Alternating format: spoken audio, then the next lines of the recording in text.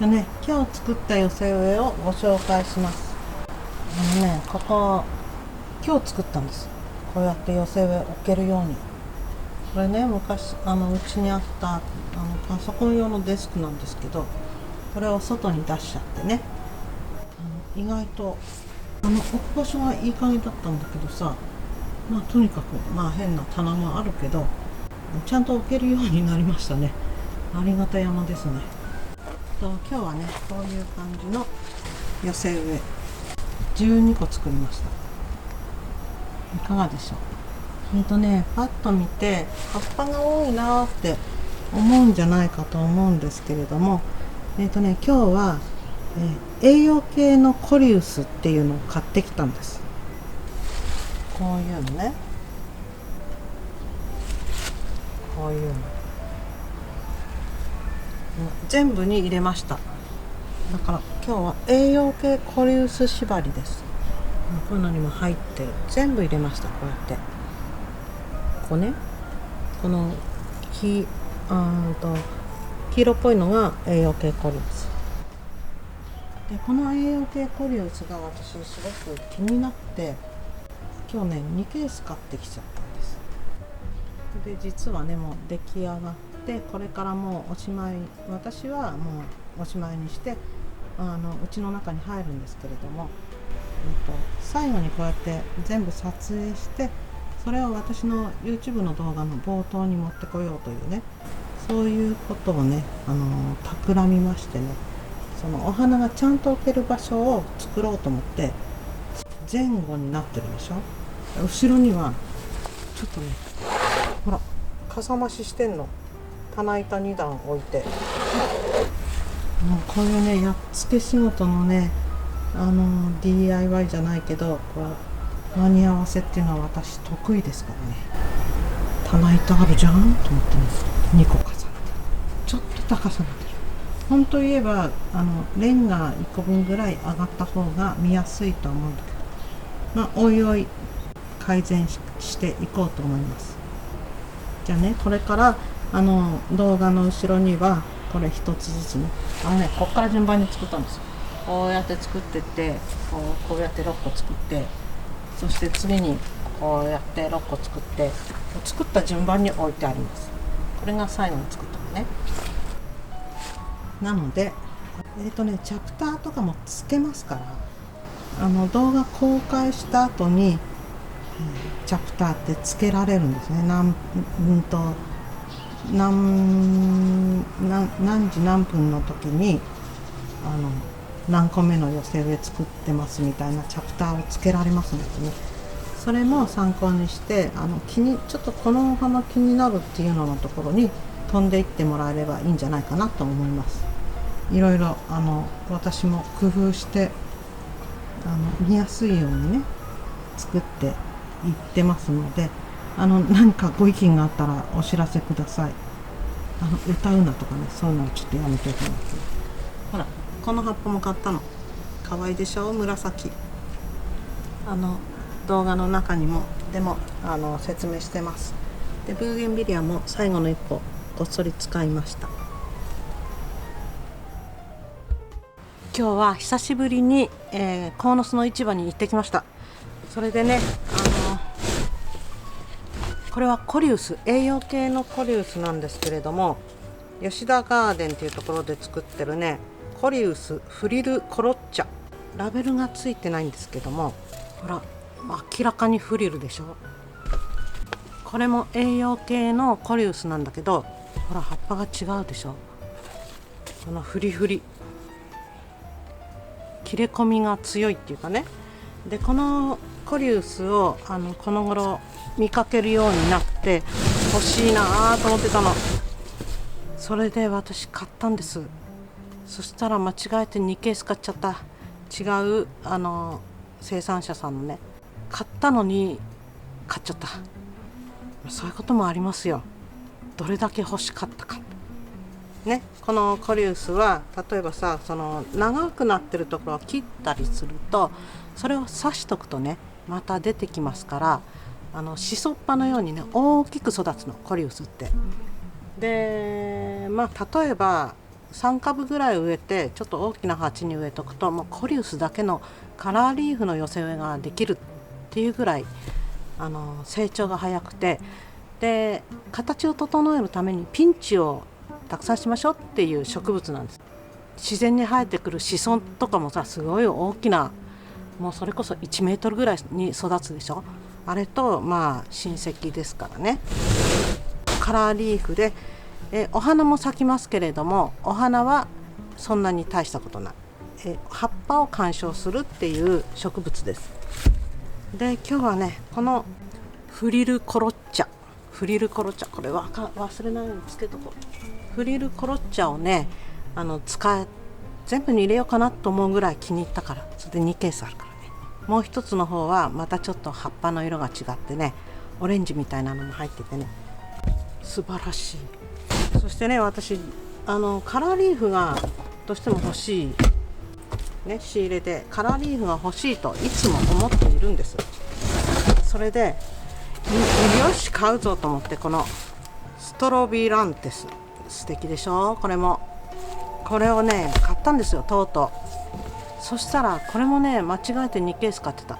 どんだけ買うんだ、チェックしろよね。でカラーリーフ的にはね、このライムミニじゃないよね、もっさもさですよね。これも買ってきました。まあこんなです。ヘリクリサン。あとはね、ペチュニアはブルー、これ晩餐館の。あとね、すごくかわいいこれ、ビンカラズベリーホイップ。私この間さ、なんだっけな、まんまるビンカっていうのを使ったんですけど、それを説明してる間中まんまるビオラって言ってましたね。ビンカです。でこれはね、スターカイトビンカ、これも日々草だから、日々草はね、今日はね、この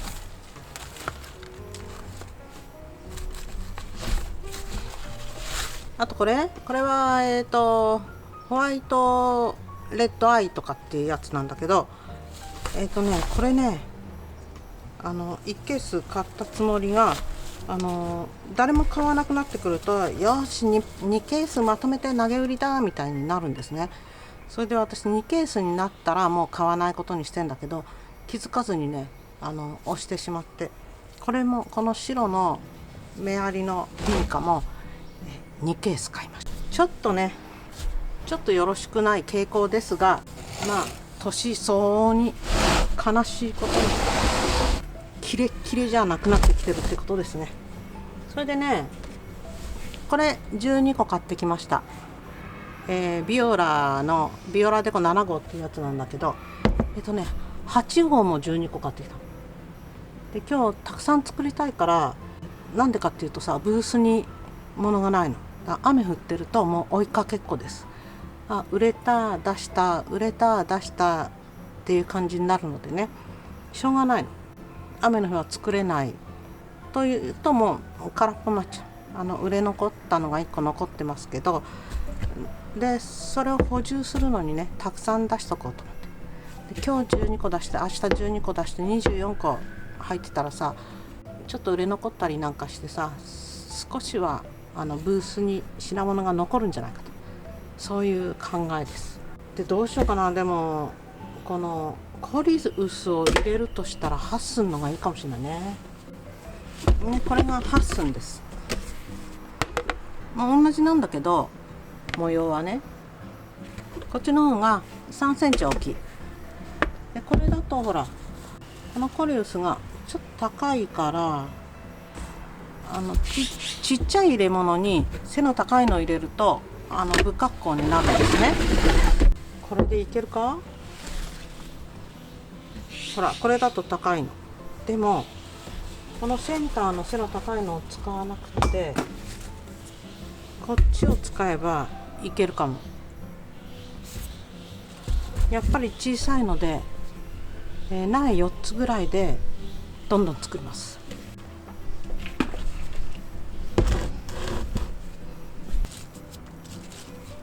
これは今日買ってきたジニアです。割と普通の色でしょ。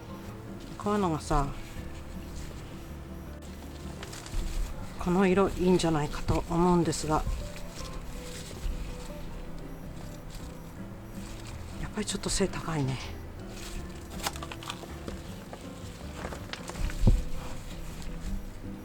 これならいいね、背の高さが。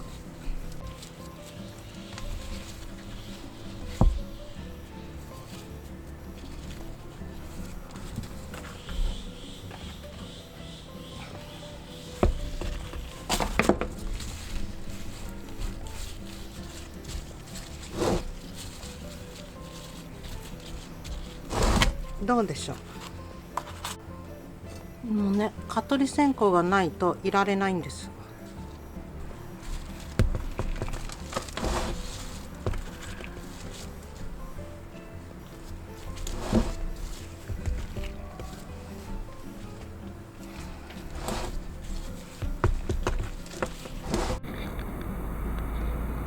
7寸のプランターに植えた夏の寄せ植えです。オレンジのジニア、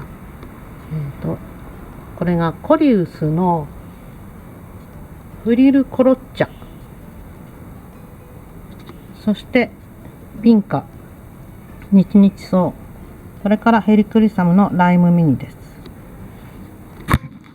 7寸に4つを植えました。これはね、どんどん株が大きくなりますから、今貧相にも見えないけど、ちょっとなんか寂しいっていう感じにはならないと思うね。ビンカもどんどん咲きます。100日草と日々草が入ってんだからね、とにかくね。これがね、もう一つの買ってきた栄養系のコリウスバレッティ。なんかね、ちょっとこういう細かい切れ刃の感じのコリウスが欲しくてしょうがなくて、そして気がついたら2ケースも買っていたというね。無駄にしないようにどんどん使います。これは系統のアジアンガーデン。ジニアはね、植える時にこの一番下の葉っぱまだ健康でも、私はちょっとむしっちゃう、大きなのは。風通しを良くするためにね。もうジニア植える時それだけですね、やるのは。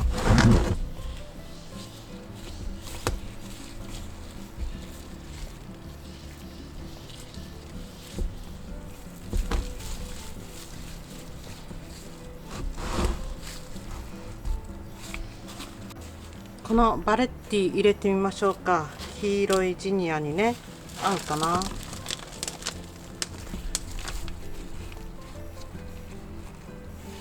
同系じゃない方がいいかな。どうだろう。まあいいかな。赤、青、黄色、いろんな色を入れてしまいました。寄せ植えってさ、同系色でやりましょうとか、反対色で入れましょうとか、多くても2色とかいろいろ言うんだけど、知ったこっちゃないですね。いろんな色入れても割と可愛いんですよ。もちろんね、同系色で作ることもあります。だけどちょっと法則的に間違ってるからこれは入れられないしとか言って悩む必要はないと思う、ね。例えばこれがさ、オレンジのジニア入れたって、ピンクのジニア入れたって、ジニアはジニアですからね。お花の性質が違うわけじゃない。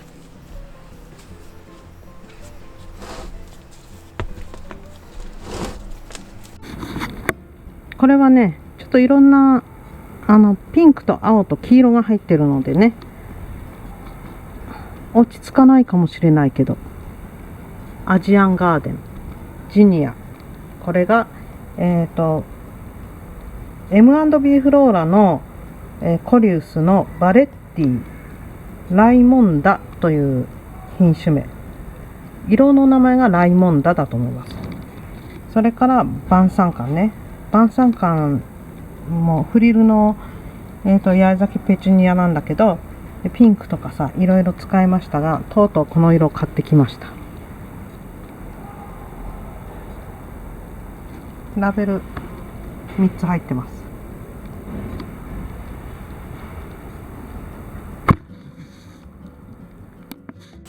今日はね、寄せ植えが1つ出来上がると隣に置いてるんですけども、隣にね、寄せ植え、今日作った寄せ植えを置く台をね作ったんです。それがね、後ろが集合住宅なんだけど、ラティスをその間のフェンスのね、この後ろ側もラティスにしてるんだけど、一つ買ってきてね、ラティスでこう横から見えた時にナチュラルに見えるように、昨日ラティス1個買ってきました。私自分用にさ、なんか誕生日になんか買おうかなと思ってさ、実はですね、長靴を新調しました。長靴もね、いろいろあるっていう話でさ、それで私カインズ行けばさ、いっぱいあるかなと思ったら、女物はあんまりないのね。みんな紳士用ばっかりで、25センチとか履けないよとか思いながらさ、あとは農作業用とかいうのもあったんだけど、私の求めてるのと違うと思いながらね、いろいろ悩んだ末に、ほらこの長靴使ったんです。これね、ちょっとさ、ここにこれがあるからやってないけど、こう絞っとけば土とか入んない、ね、これいいですよ。それで軽くてね、履いてて疲れないって書いてありました。暑苦しいかしら。白い瓶下の方がいいかな。これラズベリーホイップ、これも素敵な色よね。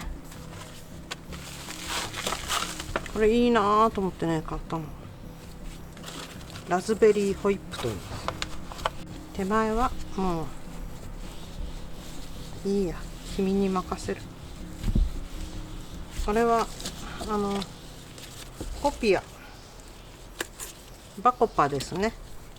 バコパっていつまで咲くんだろうと思いながら、夏は涼しい場所で管理してくださいって書いてあるから、夏も咲くっちゃ咲くのかもしれないね。今が一番よく咲くかもしれない。今物知り博士じゃないからさ、そんなに全てのものをね網羅して知ってるわけじゃないんですよ。何度も使ってるやつはだいたいこう寄せ植えで使ったりしてて、もうそろそろ花終わるなとか、そういう時期とかも分かるんだけど、川越行ってた頃はね、バコパはね、もうちょっとスペシャルなお客様っていう感じでね、なかなか手に入んなかった。鴻巣とさ、免許試験センターって5分ぐらい、7分って出てたかな、近いんですよ。それだから今日ね、よっぽど免許更新してきちゃおうかなと思ったんだけど、梱包もしなくちゃいけないし、寄せ植えも作んなくちゃいけないしと思ってて、誕生日翌月まで大丈夫でしょ。7月の半ばぐらいまでに行きゃいいので、今日はね、化粧もしてなかったし、すっぴんっていうのもどうだろう、少しぐらいは化粧した方がいいと。だけどいっぱい化粧しちゃうと化け物見たくなっちゃうんだね、私の場合はね。ほどほどがいいんです。顔色がちょっと明るくなるぐらいの、なんていうのかな、ファンデーションまでいかないぐらいの、なんかちょっとトーンアップするぐらいね。色はね、色黒ですから。まあいろいろさ、なんかこっちは必死になってやっても、免許の写真を見てとやかく言う人なんかいないからね。すっぴんでも何でもいい。マイナンバーカードはドすっぴんです。ドすっぴんで髪の毛も短いからね、おっさんかそれともおばさんかちょっと迷うみたいな感じの、ね、写真ですよ。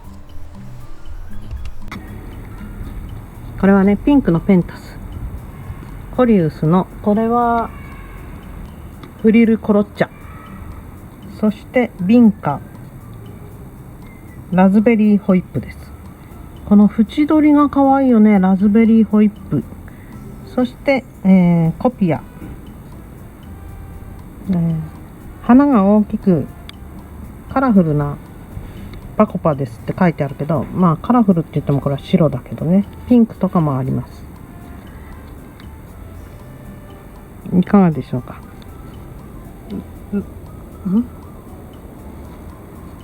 ビンカスターカイトの入ってないね。これ違いますね。この2つです。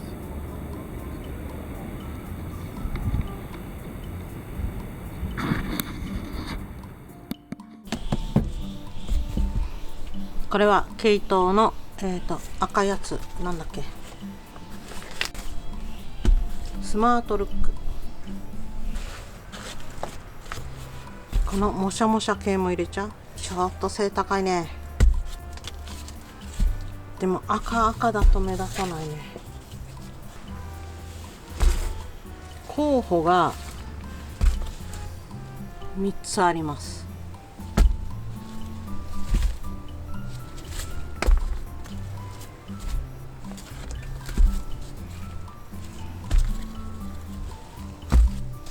やっぱり色の違いがわかるからこれにします。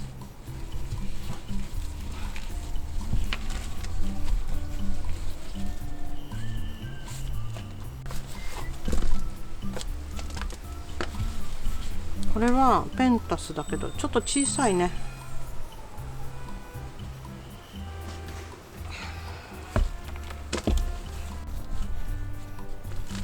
スターカイト、これね、苗がみんなちょっと小ぶり。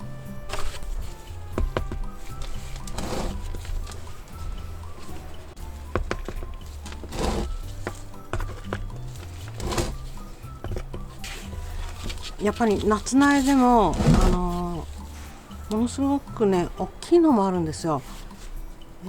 30センチ40センチぐらいのキキョウだとかエキナセアだとかで、私はねそういう大きい苗はもう一切買いませんね。手に余ってしまう。なので私はその寄せ植えに入れるからいいんじゃないかなと思って小ぶりのやつも買ったんだけど、ちょっと小さかったね本当にね。これから大きくなります。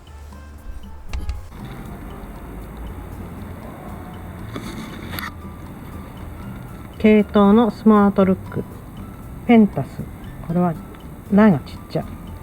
それからコリウスのフリルフリルコロッチャ、そしてスターカイト日々草ビンカです。いかがでしょうか。ラベルはこれね。あ、違う。コリウスのバレッティライモンダでした。フリルコロッチャではなかった。これね、ラベルのついてる方でした。コリウスバレッティの色がライモンダっていうんだと思う。 M&B フローラね。M&B フローラとか書いてあるのはね、みんなねもう信用できますか。どれがいいか迷った時にはこの M&B フローラって書いてあるやつはなんか世界が認めたみたいな感じですからね。意外といいものが揃ってます。これは最後に残ったブーゲンビリアです。で今日市場に行って、ブーゲンビリア買いたかったんですけどもなかったですね。同じような仕様のねブーゲンがなかった。だからまあ一期一会というかさ、まあでもこれから出てくる気はするんだよね。でも断言はできない。だから次何入れてくださいって言われても約束はできないんですってなっちゃうのね。頼まれたものをさ一生懸命探さなくちゃいけないっていうのも大変なので、自分のできることをできるようにやるだけっていう感じでね、あまりこうなんか縛りをねなくしていこうかなと思っています。これ背高いやつ切っちゃった。切り口あるんだ。ここで切ったの。ここで切ったらこんもりといい株になりました。ほらなんかコリウスとは思えない。南国って感じだから、南国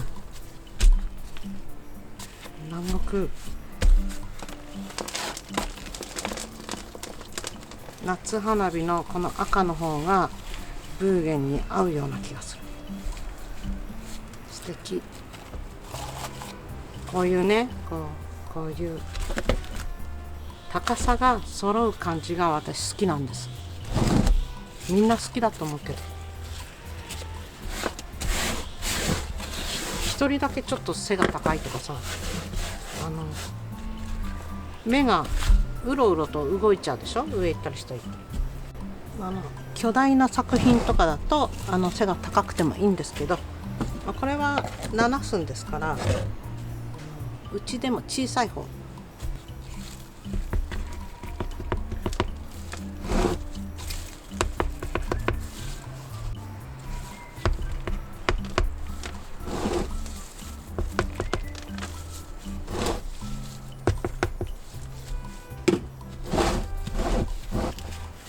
撮影用のさ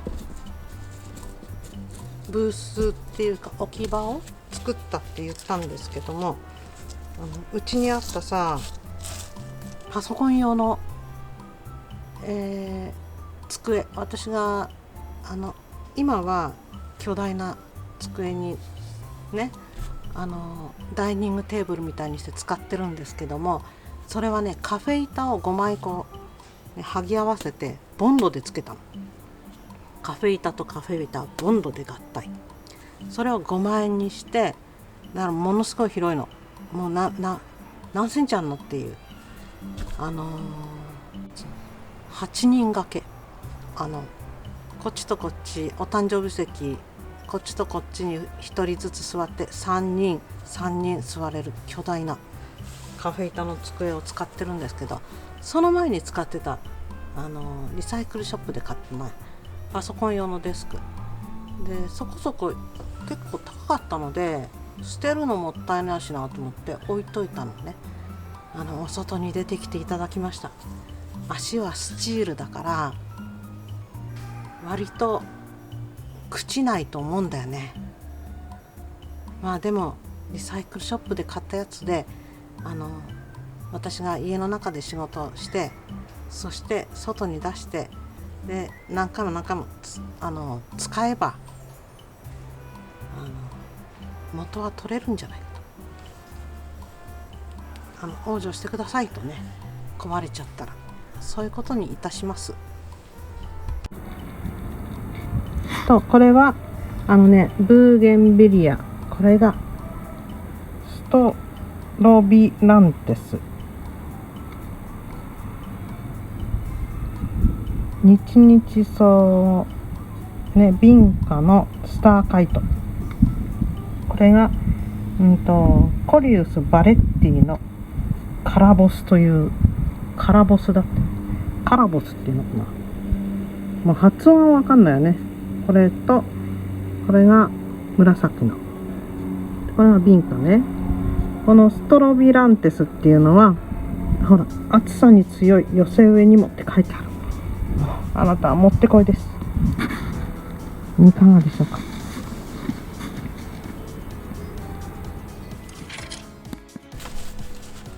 もう一回これ使いましょうか。ストロビランテス、綺麗でしょ、大好き。これはジニアのプレシオーサ、それこそこの子も色が強い。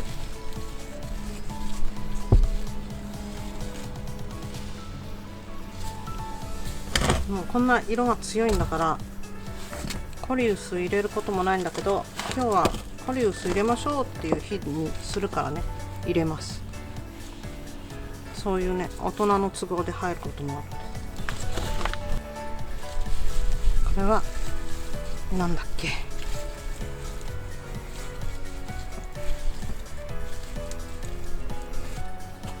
紫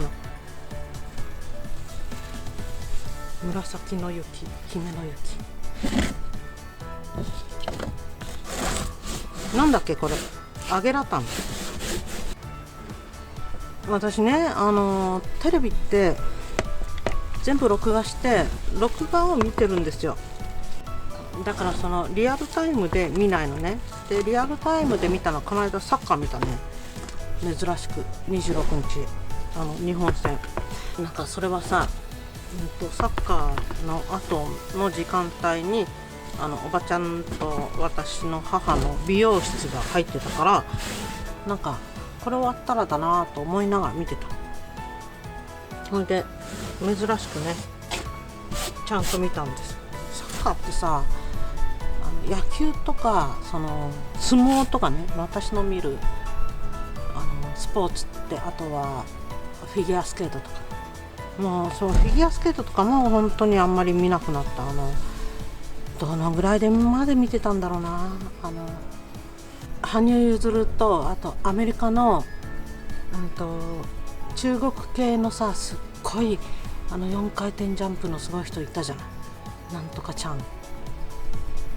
もうすっごいさ頭の良さそうな人、なんだっけな、もうなんかすっぱりねやめちゃって、もう一回見たいっていう感じだけど、ああいうのってね、スケートとか相撲とかってなんかこの時間にじっと見てれば大丈夫っていう感じだけどさ、サッカーってどこでゴールが来るか分かんないから、すっごい一生懸命見てるのに、ふとトイレに立った時に戻ってきたらゴールしてたりとかさするじゃない。あれがね、こう、どういうことってずーっとこうやってじーっと見てなきゃいけないのって思ってさ、サッカーはあんまり見てなかった。でも昔さテニスをさずーっと見てたことあるけどね、夜中になんか中継やってて目が離せなくなっちゃって、だから素晴らしいスポーツっていうのは目が離せなくなるのね。でまあサッカーは見たんだけど、その後さそうやってリアルタイムでテレビ見ることあんまりなくって、録画のものを見てる。そしてこれね、写真こうやって撮るでしょ。その後トリミングしたりするんですよ。余計なさこういうのが入ってたりするのをこうカットね、この形で余計なもん映んないように写真をトリミングするんですけど、一つの寄せ植えで10枚ずつだから12個なんか作った日には120枚トリミングする。私そういう仕事が早いですよ。もう無になって自分をね無にしてやるとね、意外と最後までできるんですけど、そういう時にドラマ見たりとかするんですね。そしてYouTube の編集なんかする時には音楽を流す。ミュージックステーションだとかさ、あと昭和の出だしだけ聞けばわかる120分とかさ、そういうやつ、そういうのを見るんです。でね、この間さミュージックステーション見てたらさ、すごい懐かしい曲がかかってびっくりしちゃったっていう話です。それが言いたくてここまで喋った。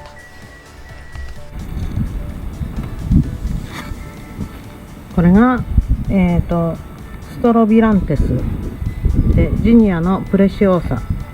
この子がちょっとしょぼくなっちゃったけど、コリウスのフリルコロッチャ、これがフリルコロッチャですね。そしてアゲラタムです。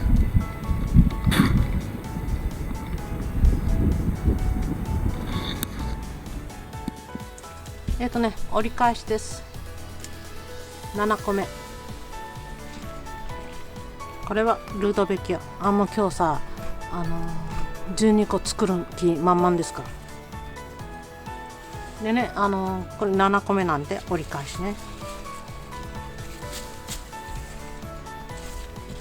だからね、あと6個作る間は私のくだらない話を聞かなくちゃいけないというね。倍速設定とかで聞いてんのかな。そしたらなんか変だよね、喋り方とか。ゆっくり聞いてくれてもいいし、倍速にしてね、音はもうミュートにしちゃって聞いてもいいし。それでさ、ミュージックステーションでさ、何が懐かしかったっていうとね、私スペクトラムっていうね、昔ブラスバンドグループみたいな、いでたちもなんかこうバイキングみたいなさ、マントしたり、なんか角のついた帽子かぶったりとかしてさ、ちょっとファンキーなグループがいてね、トランペットとかホルン、わかんない、なんか金管楽器だよね。それをブカブカこう吹きながら歌うっていうグループがあった。でそれがね好きでね、コンサートも行ったんですよ、スペクトラムが。それでね、今時の若いグループ、男性グループが次歌うって言うんです。聞き覚えがあるわけ。なんだと思って、と思ってね、聞いたらそのスペクトラムの、アクトショーっていうね。でもそれ少年隊のカバーだって言ってた。だからスペクトラムが少年隊にこう楽曲提供したのかな。その後さ、もうなんかそれ聞いても、それはね録画だからさ、また頭からちゃんと聞いて、そこそこね上手っていうか。でも楽器はね演奏しないから、懐かしいと思ってさ。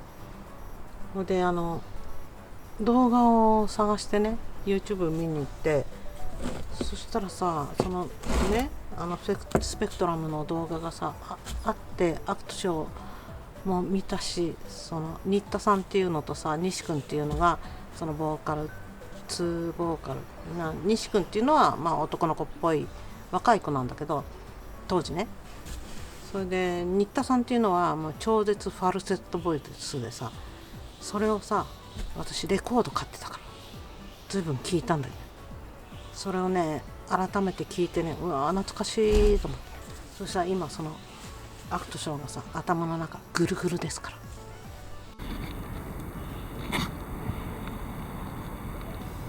これはルドベキア・ジニア、ベビーサンローズ。それでこの子はラベルもついてない方のいい加減に覚えろよってコリウスのフリルコロッケじゃなくてフリルコロッチャね、こういう風にコロッケみたいな名前とか言って覚えるのよ。フリルコロッチャ、フリルのコロッチャね。覚えたかわかんない。ラベルはねベビーさんしかありません。ベビーサンローズ。このジニアの色もさ、ルドベキアの色も明るくて綺麗ですね。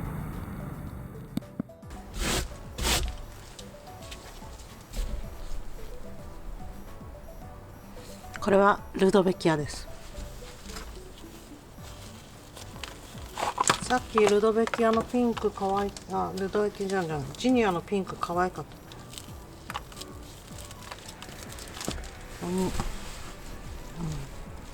これも素敵だと思わない？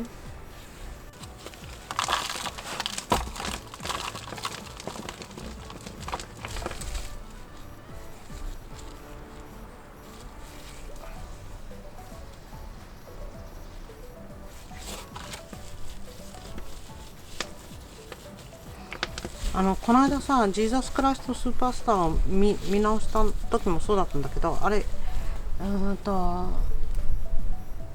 分40分みたいな前半後半でだから、相当長いんだけども、それを2日に分けてぐらいで聞いたんだけど、その忘れていた記憶っていうかさ、子供の頃にすごく聞いてたものをすごく時間が経ってから改めて聞いたっていうことなんだけど、そしたらさ、なんか脳が覚えてるんだかなんだか、もうそれからもうしばらくそのジーザス・クライスト・スーパースターが抜けなくって、ジーザス・クライスト・スーパースター、あれがさずーっとなんかもう残りの日は短くてしたいこともない一つできないとかさ、そういうのが頭の中ぐるぐるぐるぐる回っちゃうわけだから、すごく昔にすごく聴いてた曲をもう一回聴くっていうのはリスクがありますね。頭の中にね現れるの、その音楽の扉が開くっていうか、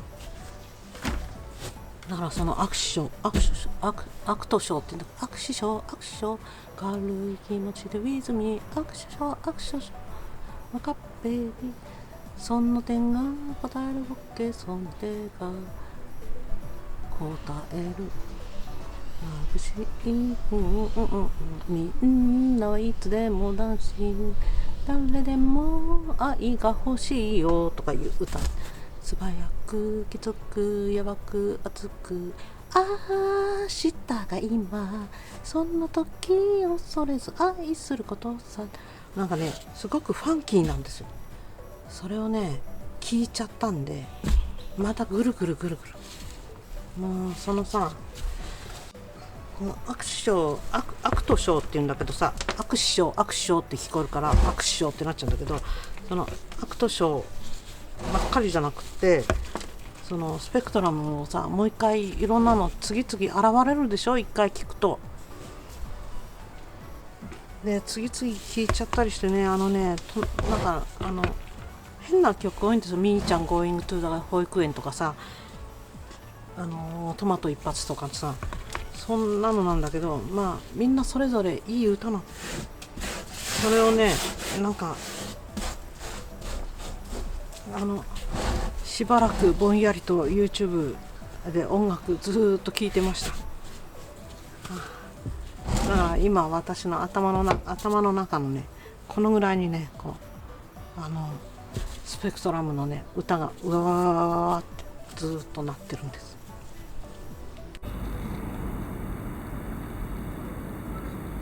結構可愛くないですか？ルドベキア、ジニア、千日子、コリウス、フリル、なんだっけ、今思い出しています。ラベルを見ずに。フリル、何に似てるっつったんだっけ？フリル、ゴッチャじゃなくて、フリル、コロッチャ。フリルコロッチャ。まだ覚えてないね。スペクトラムの歌なんかいいからね、花の名前覚えろよっていうね。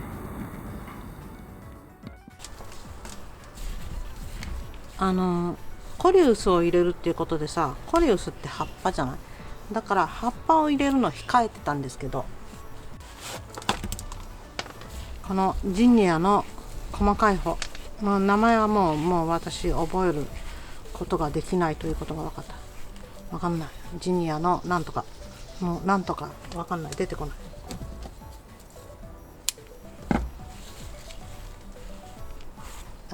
要は細かいやつね。今でもほら頭の中でスペクトラムが回ってる。困ったもんだね。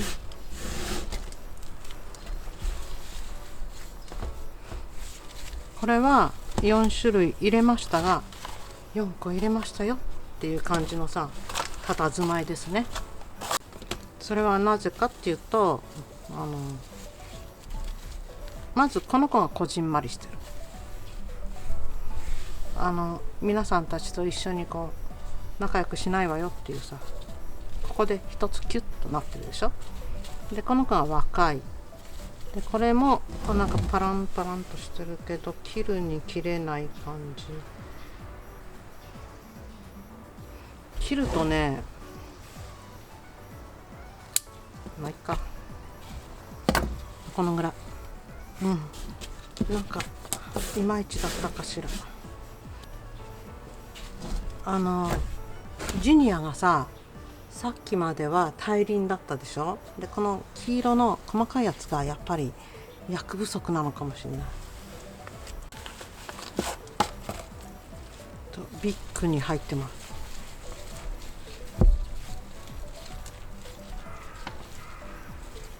こうなると少し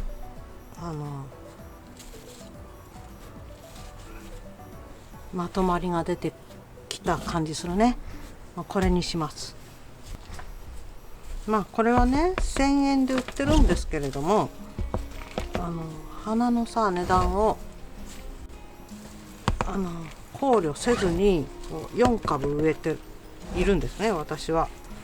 なのでさ、あんまりこう見た目で激しくしょぼしょぼとこんもりっていうのが分かれてちゃ嫌だろうなと思ってね、ちょっと入れ替えました。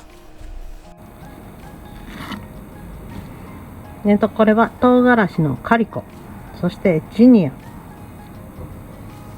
晩餐柑、八重咲きのペチュニアです。それから、もう一回言うよ、コリウスのフリルコロッチャ。出ましたね。コリウスのフリルコロッチャ、とうとう言えました。どうでしょう。ラベルはこんだけです。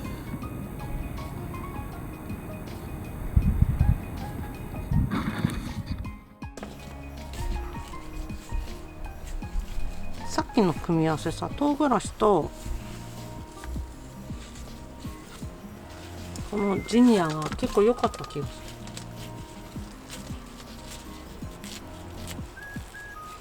る。もう本当にさ、こういうのは夏だから。唐辛子もジニアも夏っぽいでしょ。これね、ここ摘心してます。もっと背高かったんだけど切っちゃった。このちっちゃい寄せ植えにさ入んないなと思って。で今日はこの栄養系のペチュニアをね必ず全部に入れるっていうことでやってますからね。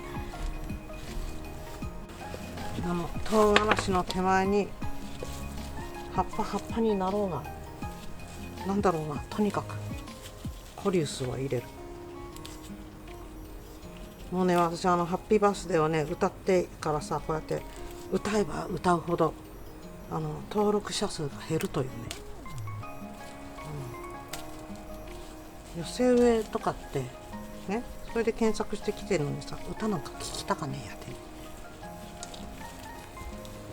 いんです、それ。その私の唐突な歌に耐えて登録を続けてくれるありがたい、もうほんとなんていうの、一日一歩、また歌う、右かって3歩ってあんな感じです。3歩進んで2歩下がるってね、登録者数の話でございます。でもね、別にいいので、登録者数というのはね、登録者数が多いから収益が高いとかそういうわけではないですからね。まあ登録者数が多ければ多いほどいいっちゃいいんだけど、どうだろう。これチナツを入れてみたんですけど、これも夏っぽい、夏っぽさ狙いで作ったんだけど、夏っぽいかな。やっぱり地味だったかもしれないね。これね10個作って分かったけれども、私がすごい気に入ってさ買ってきたこのコリウス、やっぱりね葉っぱの色はある程度地味ですね。私がね前に買って今切り戻してちょっとさ育ててるやつがあるんだけど、もうそろそろ使えるかな。ここで切ったんだけど、この両脇が育ってくれば使えるなと思って。でもそういう間にこうやって傷が入っちゃったりするんだよね。ちゃんと使えるようになるまではまだもうちょっとかかるけど、まあこの本葉みたいなのを取っちゃうともう本当にね、まだ棒みたいな感じですけどね。ほら明るいじゃん。このライムみたいな色はないのね。明るいっちゃこれかな。これもでも結構渋めの明るさですね。さあこれでね10個目。どうせだからあと2個作りましょうね。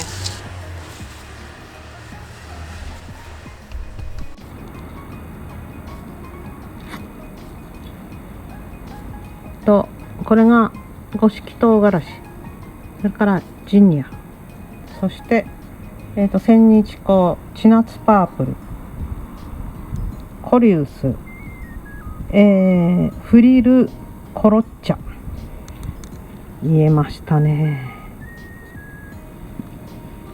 ラベルはこんだけ。でもねこうやって覚えていくんですよ。花の名前でもね、英単語でもね。どうですか？ちょっと渋い？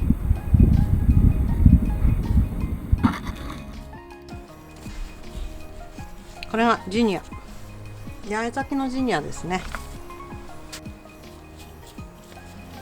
セロシアのアジアンガーデン。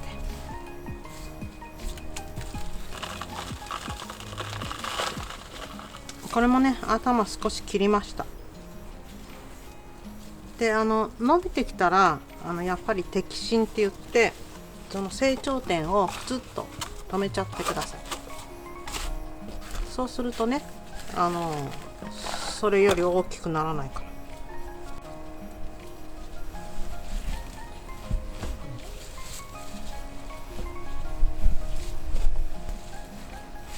これもね意外と素敵ですよ。やっぱりさこれね白の日々草の普通の日々草なんだけど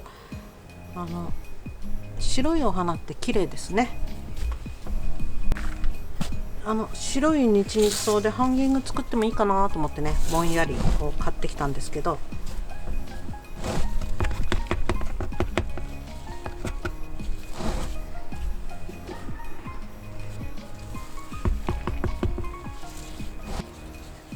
さあこれで11個目です。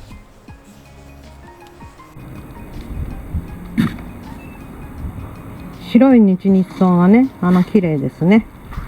ジニア、八重咲きジニアと、アジアンガーデン、日々草、そしてコリウス、フリルコロッチャ。ラベルはアジアンガーデンだけ入ってます。あら、かわいい。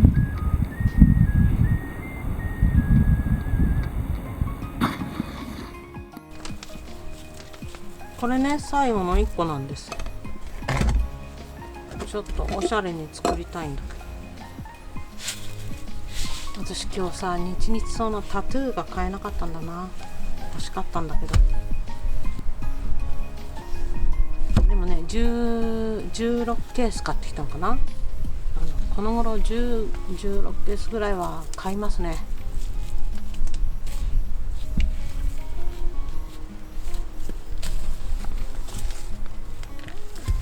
比較的値段は下がってきてるかな。ちょっとビッグなのを入れちゃう。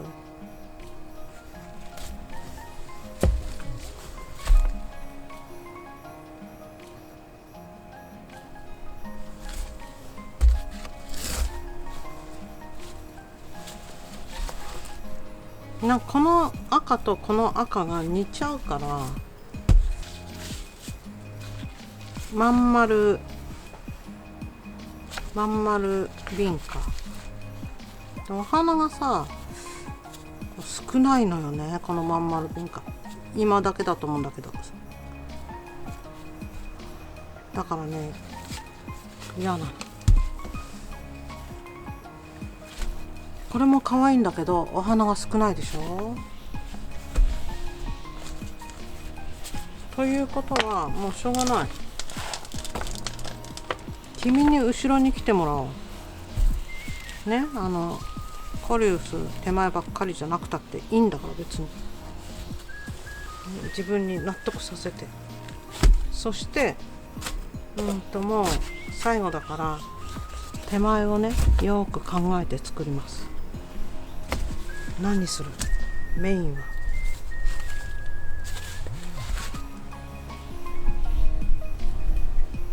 ちょっとね、この子は可愛いんだけど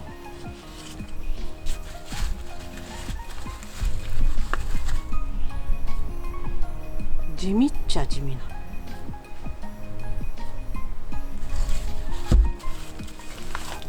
さっき却下したのジニアを入れて、でこの子を入れたらどうかしら。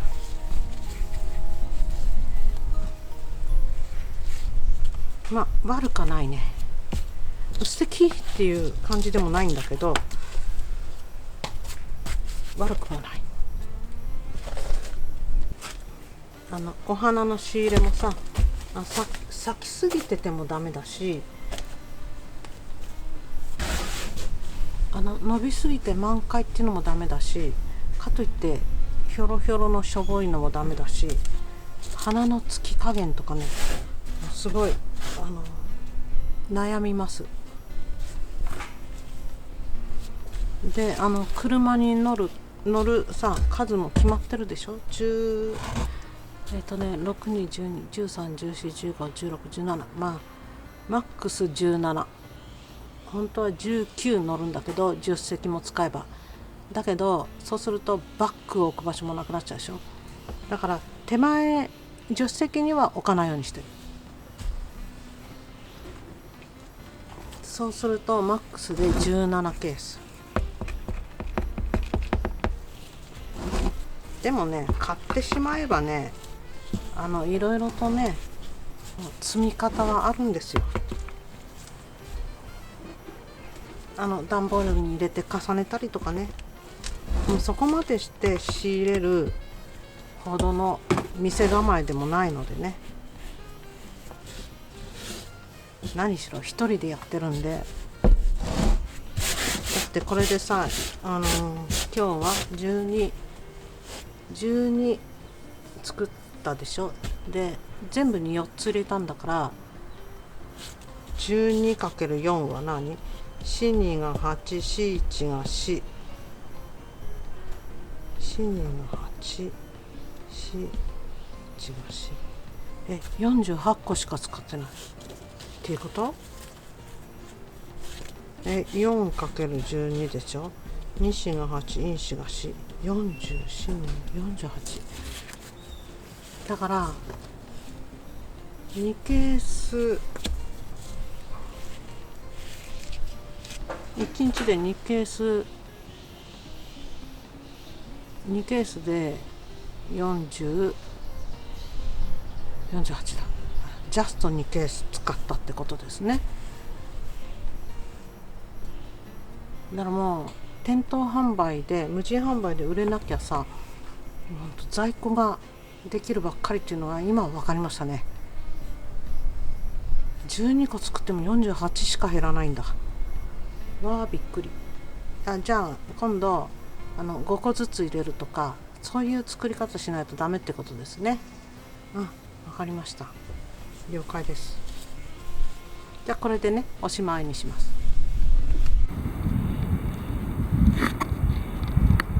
これは系統ジュニアのちっちゃいやつ。そしてこれはラベルがついてる、コリウスのバレッティライモンダ。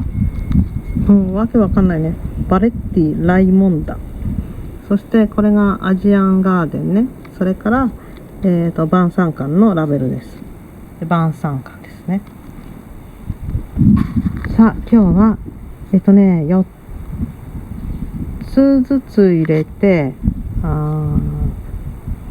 は7寸7寸、夏苗4つ、そして全部栄養系コリウス縛りです。全部にフリルの栄養系コリウスを入れましたね。12個できたんでもう終わりにします。